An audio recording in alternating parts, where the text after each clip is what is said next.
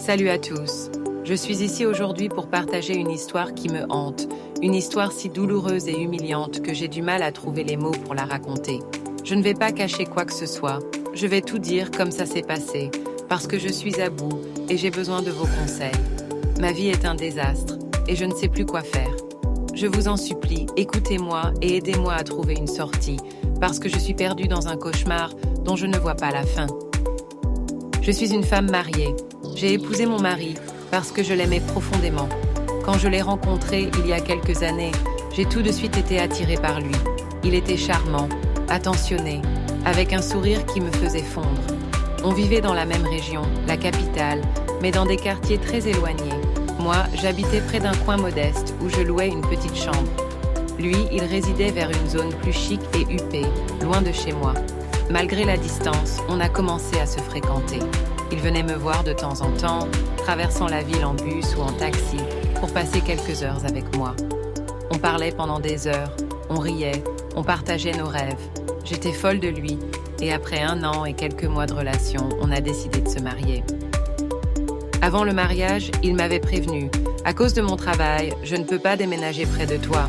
Il m'a expliqué que son entreprise lui fournissait un logement dans son quartier et que venir vivre avec moi serait trop compliqué à cause de la distance. Moi, je l'aimais tellement que j'ai accepté. Je me disais qu'on trouverait un moyen de faire fonctionner notre couple malgré ça. Quand on s'est mariés, il a loué un appartement pour nous deux, pas trop loin de mon ancien chez-moi, dans un quartier appelé Macquarie. C'était une petite maison simple avec une chambre, un salon et une cuisine minuscule. Mais j'étais heureuse. Je pensais qu'on allait construire une vie ensemble. Il m'a dit « Je viendrai te voir les week-ends, ou parfois dans le mois, quand je pourrai me libérer du boulot. » J'ai trouvé ça raisonnable. Je voulais être une épouse compréhensive, alors j'ai dit oui. Mais la réalité a vite rattrapé mes illusions. Juste après notre mariage, il est reparti vivre dans cet appartement que son entreprise lui aurait fourni. Il m'a laissée seule dans notre nouvelle maison. Les premiers jours, je me suis occupée à ranger, à nettoyer, à décorer avec le peu qu'on avait. Mais les semaines ont passé et il ne venait presque jamais. Parfois, il disparaissait pendant 1 mois entier. Moi, je restais là, seule, sans enfant, sans personne avec qui parler. J'avais quitté mon travail parce qu'il était trop loin de notre nouvelle maison. Je travaillais comme vendeuse dans une boutique près de Yannika et le trajet depuis Macquarie était impossible à gérer. J'étais censée chercher un autre emploi, mais je n'avais pas la tête à ça. Je passais mes journées à attendre mon mari, à regarder par la fenêtre, espérant voir sa silhouette apparaître au bout de la rue. La solitude me pesait. Je l'appelais souvent, lui disant combien il me manquait. « Pourquoi tu ne viens pas plus souvent ? Je suis toute seule ici, je deviens folle. » Il me répondait toujours la même chose. « C'est le travail, ma chérie. La distance est trop grande. Je ne peux pas faire l'aller-retour tous les jours, mais je viendrai bientôt. Sois patiente. » Je voulais le croire. Je voulais être la femme parfaite qui soutient son mari. Mais au fond de moi, je sentais que quelque chose n'allait pas. Les mois passaient et ses visites devenaient de plus en plus rares. Parfois, je pleurais le soir, seule sur notre lit, me demandant pourquoi il m'avait épousée si c'était pour me laisser comme ça. Un jour, tout a basculé. Des voleurs armés ont attaqué notre quartier. J'habitais au dernier étage d'un petit immeuble et cette nuit-là, ils ont pillé les appartements du rez-de-chaussée et du premier étage. J'entendais les cris, les bruits de meubles renversés, les menaces. J'étais seule, tremblante, cachée sous mon lit, priant pour qu'ils ne montent pas jusqu'à chez moi. Par miracle, le jour s'est levé avant qu'ils n'arrivent à mon étage et ils sont partis. Mais cette nuit m'a terrifiée. J'ai réalisé à quel point j'étais vulnérable, une femme seule dans une maison sans protection.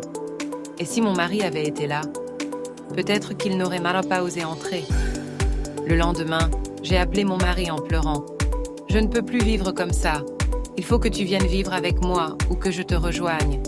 Je suis en danger ici toute seule. » Il a essayé de me calmer, mais je ne voulais rien entendre. Je lui ai dit « Soit tu déménages d'ici, soit je viens te rejoindre dans ton appartement de l'entreprise. Ou alors, louons un endroit près de ton travail pour qu'on soit ensemble. » Au début, il refusait, disant qu'il ne voulait pas que je vienne là-bas, que c'était mieux pour moi de rester où j'étais. Mais j'ai insisté encore et encore, jusqu'à ce qu'il cède. Quelques semaines plus tard, il m'a dit « D'accord, viens me rejoindre, je vais tout arranger. » J'étais soulagée. J'ai fait mes valises avec enthousiasme, pensant qu'on allait enfin vivre comme un vrai couple.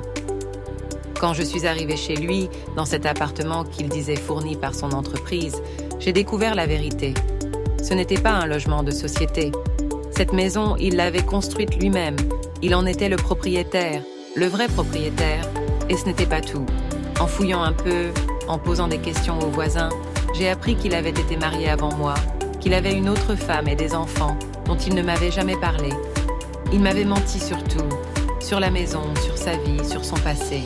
Pendant qu'il me laissait payer un loyer dans un appartement loué à Macquarie, il vivait confortablement dans sa propre maison, sans jamais me le dire. J'étais furieuse. Je l'ai confronté. « Pourquoi tu m'as caché tout ça ? Je suis ta femme, et tu me laisses vivre dans une maison louée pendant que tu possèdes une maison ici ? Tu m'as menti sur ton mariage précédent, sur tes enfants. Qu'est-ce que tu me caches d'autre ?»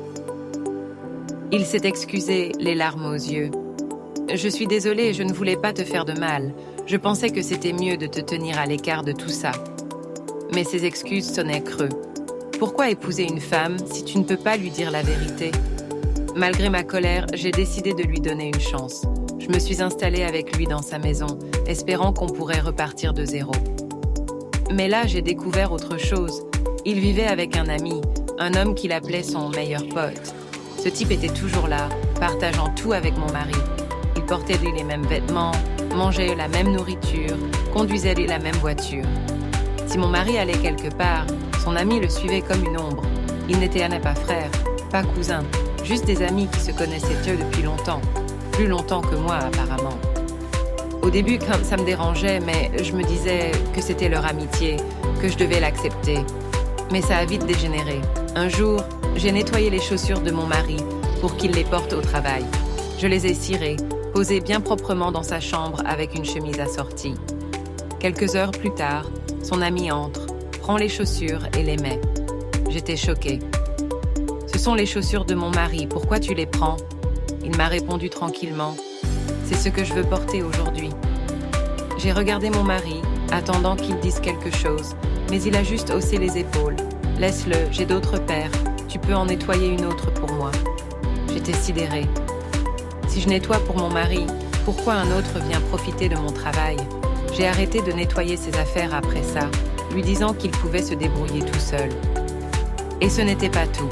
Quand je cuisinais, je servais 3 assiettes. Une pour moi, une pour mon mari, une pour son ami. Mais cet homme allait dans ma cuisine, se resservait sans demander, prenait plus de viande, vidait mes marmites comme si tout lui appartenait. Je me sentais invisible dans ma propre maison. Mais le pire est arrivé une nuit qui a tout changé. On était dans notre chambre, mon mari et moi.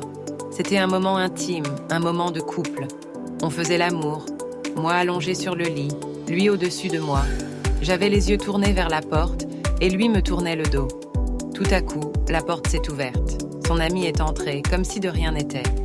Il nous a vus, moi nue sous mon mari, en plein acte. J'ai cru qu'il allait s'excuser et sortir en courant, comme n'importe qui le ferait. Mais non. Il est resté là, debout, à nous regarder.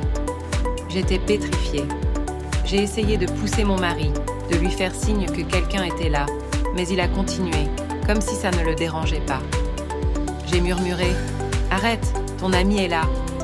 Il a tourné la tête, vu son ami, et au lieu de s'arrêter, il a fait quelque chose d'inimaginable.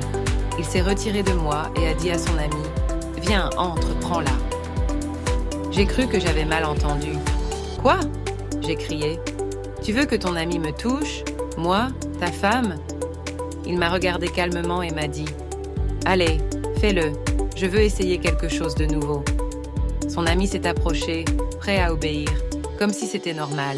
J'étais horrifiée, j'ai hurlé « Non, jamais ! Pourquoi tu me fais ça ?» Mon mari m'a supplié « S'il te plaît, fais-le pour moi, juste une fois. » J'étais sous le choc. Comment un homme qui m'avait épousée, qui avait payé ma dot, pouvait me demander une chose pareille ? Pas une maîtresse, pas une inconnue, mais moi, sa femme légitime. J'ai refusé, catégorique, mais cette nuit-là, personne n'a dormi. Il m'a supplié sans arrêt et son ami attendait dans un coin comme un vautour. Finalement, pour avoir la paix, j'ai cédé. Oui, j'ai honte de le dire, mais j'ai dit oui. J'étais seule face à 2 hommes, dans une maison où je ne me sentais plus en sécurité. Que pouvais-je faire ? S'ils avaient décidé de me forcer, ou pire, de me faire du mal, qui m'aurait sauvée? Alors, cette nuit-là, ils m'ont prise tous les deux. Mon mari d'abord, puis son ami, puis mon mari encore. Ils ont fait 3 tours chacun, l'un après l'autre, pendant que je pleurais en silence, mon corps tremblant de douleur et de dégoût.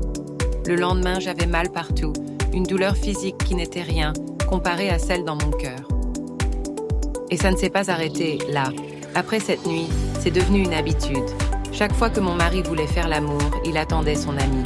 Si je disais « Chérie, faisons-le maintenant », il répondait « Attendons qu'il rentre, on le fera ensemble ». Je n'en pouvais plus.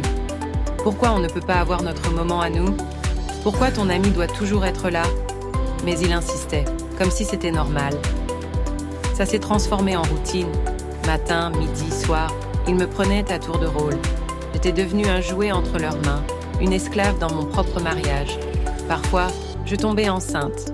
2 fois, ça m'est arrivé. Mais je ne savais pas de qui était l'enfant, mon mari ou son ami. Alors, j'ai avorté à chaque fois. Je voulais des enfants, mais pas comme ça, pas dans cette incertitude, pas dans cette honte. Un jour, une amie m'a invitée à un programme dans son église. Je n'avais rien de spécial à faire, alors j'y suis allée, pensant que ça me changerait les idées. Pendant le service, un moment de prophétie a commencé. Le pasteur, un homme imposant avec une voix grave, m'a soudain pointé du doigt. « Toi là, viens devant ». J'ai hésité, mais je suis montée sur l'estrade, les jambes tremblantes. Et là, il a tout vu. Dans l'esprit, il a vu tout ce qui se passait chez moi. Il a commencé à parler devant toute la congrégation. Cette femme, son mari et son ami la prennent ensemble. Il la force, il la partage comme un objet. Elle a perdu 2 enfants à cause de ça. Il racontait chaque détail, les nuits, les avortements, la douleur, comme s'il regardait un film de ma vie. J'étais mortifiée. Les gens me regardaient avec dégoût, murmurant entre eux « Quelle femme fait ça? 2 hommes à la fois ?» J'avais envie que la terre m'engloutisse. Pourquoi ce pasteur m'exposait-il comme ça? S'il avait vu ça dans une vision, pourquoi ne pas m'avoir appelé à part, en privé, après le service? Non, il a choisi de me mettre à nu devant des centaines de personnes. Mes jambes tremblaient, je ne pouvais plus lever les yeux. Il a dit « Reste après le service, on va prier pour toi ». Mais je n'ai pas pu. Dès qu'il a fini, j'ai pris mon sac et je suis partie en courant, incapable de supporter les regards accusateurs. En chemin, il m'a appelé au téléphone, mais j'ai ignoré ses appels. Rentrée chez moi, j'ai fait mes valises et j'ai quitté cette maison. Je ne pouvais plus rester là, pas après ça, pas en sachant ce qu'il me faisait. Maintenant, je vis chez une cousine, cachée, essayant de reprendre ma vie en main. Mais je suis brisée. Le pasteur a dit que mon mari et son ami étaient des ritualistes, qu'ils me partageaient pour renouveler leur pouvoir spirituel, que c'était pour ça que sa première femme l'avait quitté. Il m'a menti sur tout, son passé, sa maison, son entreprise, qu'il dirigeait lui-même. Et cet ami? Sa femme aussi l'avait fui pour les mêmes raisons. Ils utilisaient des femmes comme moi pour leurs rites, comme des objets sacrificiels. Je veux m'en sortir, mais je ne sais pas comment. Je ne veux pas retourner voir ce pasteur, pas après la honte qu'il m'a fait subir. Je veux quelqu'un qui m'aide en secret, qui me donne une solution sans exposer ma vie au monde entier. Je n'ai pas d'enfant, et je ne veux pas en avoir dans ces conditions. Qui pourrais-je appeler papa pour un bébé conçu comme ça? Je suis venue ici pour demander votre aide. Ne me jugez pas, s'il vous plaît. Vous ne savez pas ce que c'est d'être seul face à 2 hommes, d'avoir peur pour sa vie, de se sentir forcé. Dites-moi quoi faire. Je suis fatiguée, je veux retrouver ma dignité, ma liberté. Aidez-moi.